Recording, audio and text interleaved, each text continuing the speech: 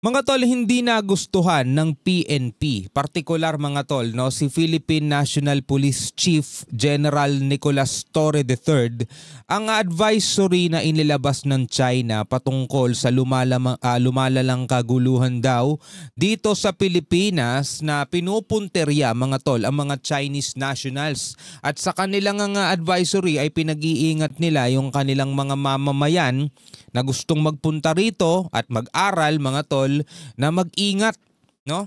Kumbaga parang ang pinalalabas nila ay magulo masyado rito sa Pilipinas at ang pinupunterya ng mga kaguluhan ay yung mga Chinese nationals. So alamin natin itong balitang to mula rito sa PTV Philippines. At syempre bilang mga Pilipino, mga tol, pwede kang magbigay ng iyong sariling opinyon, ng iyong sariling reaksyon, no, sa mga balitang ito na ating matutunghayan.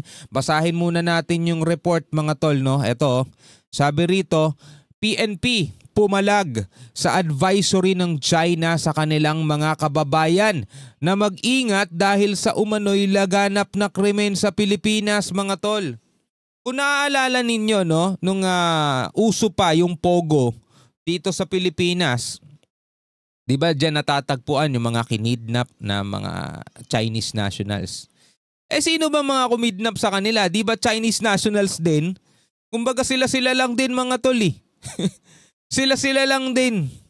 O ngayon, eto pinalagan ng PNP. Bago natin to simulan, huwag mong kalimutan mag-subscribe. Click mo na rin ng notification bell para ma-notify ka whenever na may mga bago tayong reaction videong tulad nito. Huwag na natin patagalin pa mga tol, panoorin na natin to.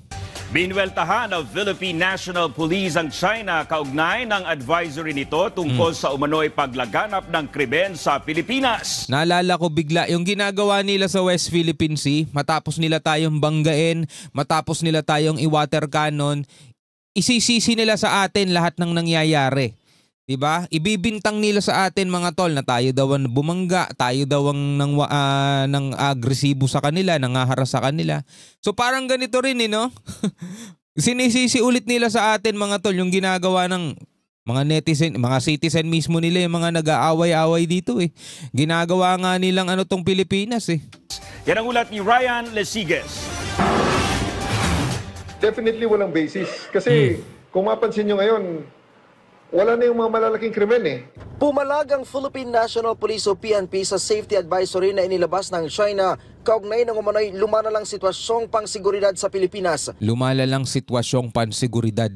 Sa abiso ng Ministry of Education ng China, pinayuhan ng mga estudyanteng balak mag-aral sa bansa na suriing maigi ang mga posibleng panganib at magdoble ingat. Alam nyo mga tol, no?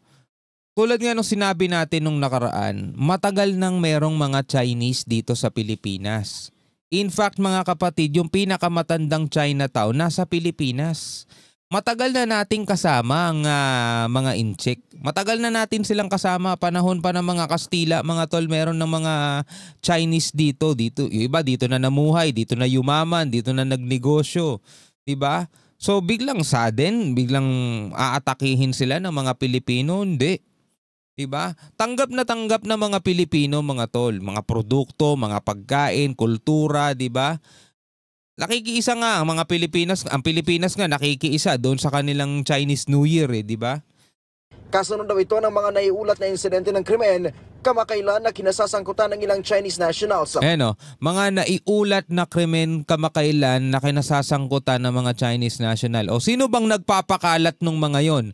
O di ba kanina sa isang video natin ang tinutukoy ni PNP General Torre na nagpapakalat ng mga lumang video at pinalalabas na kamakailan lang nangyari, mga DDS daw. Sino ba yung mga DDS sa pagkakaintindi ninyo?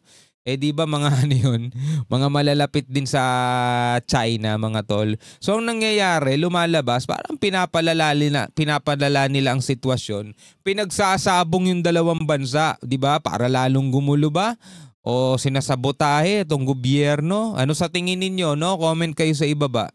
Ayon kay PNP Chief Police General Nicolas Torre III, na bagamat nirerespeto niya ang opinyon ng iba, iginit nito na dapat maging maingat sa pagpapakalat ng propaganda at fake news. Malinaw daw na ginagawang battleground ng mga Chinese ang Pilipinas. Ginagawang battleground ng mga Chinese ang Pilipinas. Patunay niya dito ang mga kidnapping incidents na kinasasangkutan ng parehong mga Chinese nationals. Tulad nga no sinabi natin, 'di ba, na-discover na-discover ng ating mga otoridad mga tol dun sa mga Pogo Hub, 'di ba, sa mga buildings, ando doon nagiging doon tinotorture, doon kinikidnap mga tol, doon dinadala yung mga Chinese nationals para sapilitang pagtrabahuin doon sa mga Pogo Hub. Sino ba mga gumawa no? Di ba mga Chinese din naman? Sila lang din mga tol yung nag-aaway-away. Sila lang din yung gumagawa ng mga masasama sa mga kababayan nila. Napagbibintangan lang ang mga Pilipino o mismong Pilipinas kasi dito nangyayari. Sino ba nagpapasok ng Pogo rito sa Pilipinas? O tanong ninyo kung sino. O sagutin pala ninyo kung sino.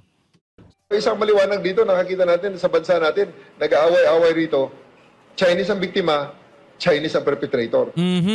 Kaya we're just being used as a battleground na hindi naman natin papayagan na ipagpatuloy nila.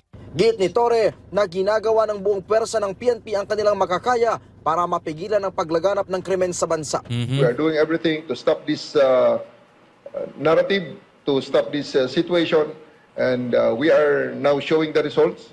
Ang ating mga naaresto, Chinese suspects, ang kanilang mga biktima Chinese ay mga din.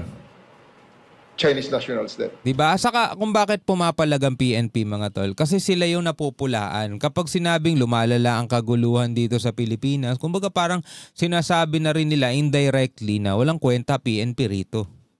Diba? Walang kwenta ang kapulisan at laging ganun ang nangyayari. Pero dito, sinasabi ni General Torre, ginagawa ninyo namang battleground nitong Pilipinas eh. Sabi nga ganun, Chinese daw yung perpetrator, Chinese din yung victim, diba? So sila din eh. Sila lang mga tol. Kaya mali rin yung advisory eh, diba? Na tinatarget daw ang mga Chinese national, kaya mag-ingat daw sila kung gusto nilang mag-aral dito sa Pilipinas. Sa huli ay sinabi ni Torre na on top of the situation ng PNP sa mga krimeng nangyayari sa bansa. Ganito na po ang ating Philippine National Police. Moderno, transparent, at higit sa lahat talagang we are doing everything within the ambit of the law. So yun yung sinasabi ni General Torre. Ganito na PNP ngayon, moderno, ganyan ginagawa. Di ba meron nga siya pinapatupad ngayon na 5 minutes response.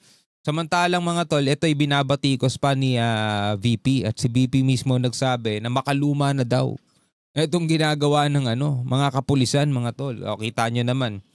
Dapat ang mga matataas na leader ng ating bansa ang dapat nagbibigay mismo ng papuri eh.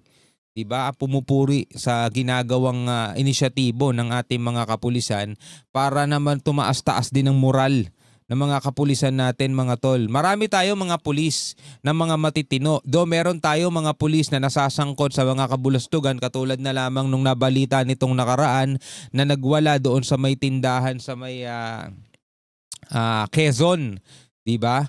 Pero yun naman ay nasibak na mga tol sa pwesto. Pero etong ating kapulisan ay hindi naman natin sila pwedeng tignan as a whole na puro sila ganun. Diba? Ginagawa naman nila mga tol ang kanilang mga dapat gawin para tayo ay maprotektahan, to serve and to protect nga ang kanilang diba, motto mga tol. So eto, nililinaw dito ni General Torre mga tol na yung advisory na inilabas ng China is medyo may mali o hindi medyo may mali. Mali talaga eh. Kasi kung ang sinasabi ng China na mag-ingat yung kanilang mga mamamayan dahil sa lumalalang kaguluhan dito sa Pilipinas at sila ang tinatarget, dapat mga tol, ang sinasabi nila, mag-ingat kayo sa mismong mga kababayan ninyo. Diba? Kasi Chinese nga ang biktima. Sino ba yung perpetrator daw? Sino ba yung gumagawa ng masama sa kanila? Mga Chinese din naman pala. Ryan Lisiges para sa Alright mga tol, bilang mga Pilipino, ano ang inyong masasabi dito sa pahayag ng PNP o ni General Nicolas Torre? Comment kayo sa ibaba mga tol. Hanggang sa muli, ako nga pala si Shobaldi. Peace out.